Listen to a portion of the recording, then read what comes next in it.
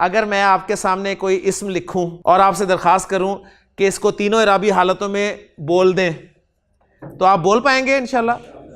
Sure?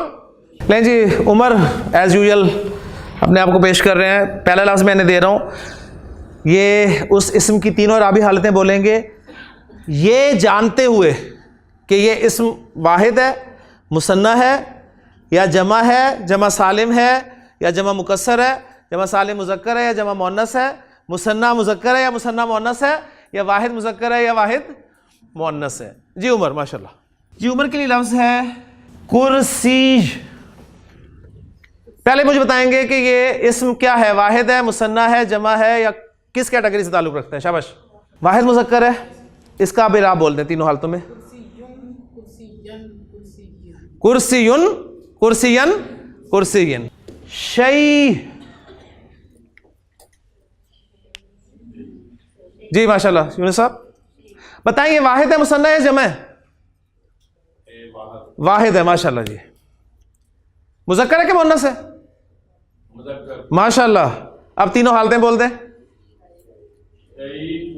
शैउन, शैउन,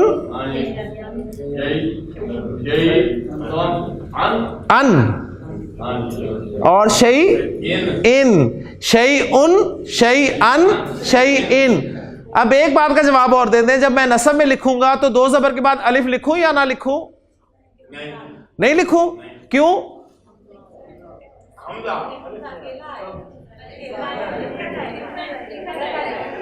बिल्कुल लिखा जाएगा, इसलिए कि एंड पे अलिफ और हमजा दोनों आए तो नहीं लिखना, सिर्फ हमजा आ रहा है, अलिफ पीछे नहीं है। इसलिए आप कुरान मजीद में देखें शैयन कैसे लिखा हुआ, देखते हैं जरा, मैं आपके सामने लिख रहा हूं जी।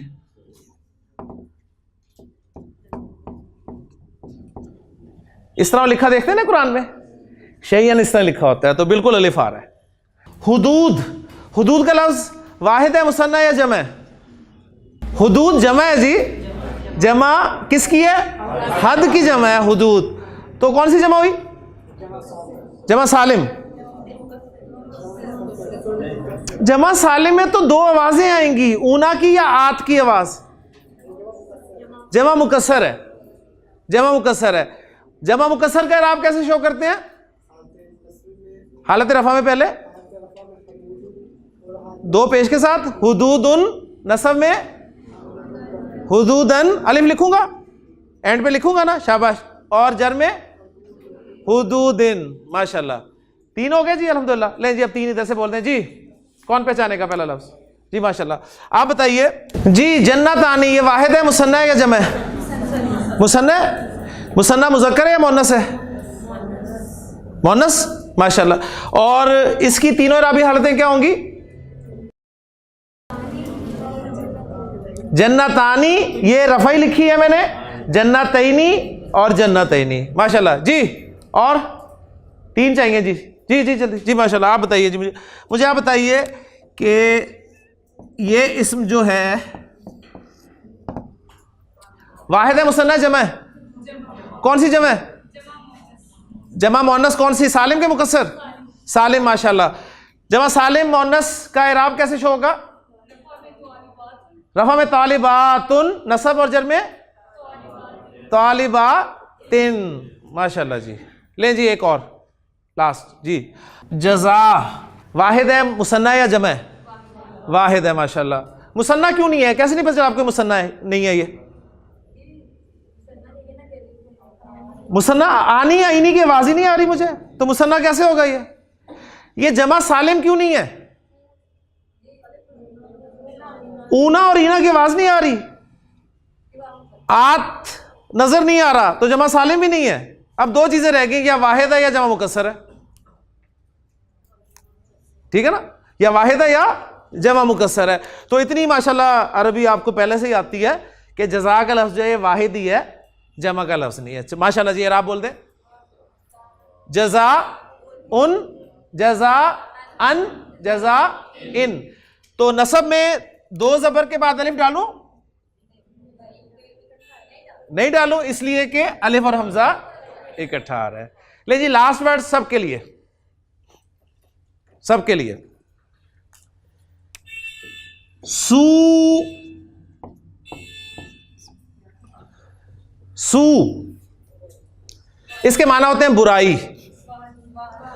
वाहिद, वाहिद जी, इसकी रफा क्या होगी? सू उन, नसब अन जर, माशाल्लाह। नसब में दो जबर के बाद अलिफ डालूं?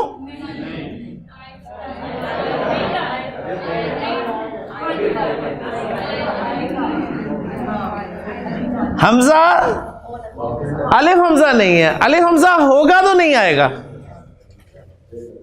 ठीक है जी, ले जी अल्हम्दुलिल्लाह, कुछ मुझे अब खुशी हुई है, उम्मीद भी हुई है कि अल्हम्दुलिल्लाह इराब कुछ ना कुछ समझ में आया। जी आसिफ साहब क्या पूछना चाह रहे हैं? हुदूद में कंफ्यूजन कैसे? मुकस्सर जमा सालिम में दो साउंड्स आएंगी, या अगर मुजक्कर होगा तो ऊना की आवाज आएगी, ऊना की आवाज आएगी जमा सालिम मुजक्कर में, और जमा सालिम मुअन्नस में आत की आवाज आएगी। ठीक है, अगर ये दोनों आवाजें नहीं आ रही तो जमा मुकस्सर है। एक दफा पहचानने की कोशिश करें कि है क्या, जमा है कि वाहिद है। कल मैं कोशिश करूंगा कि आपके सामने कुरान मजीद की कुछ आयात लिखूं और फिर आपसे पहचान करवाऊं कि आप अल्हम्दुलिल्लाह इस काबिल हो गए हैं कि इसमें इस्तेमाल होने वाले अस्मा जो हैं उनकी इराबी हालतें पहचान रहे हैं, उनकी जिन्स पहचान रहे हैं, उनका अदद पहचान रहे हैं इंशाअल्लाह ताला।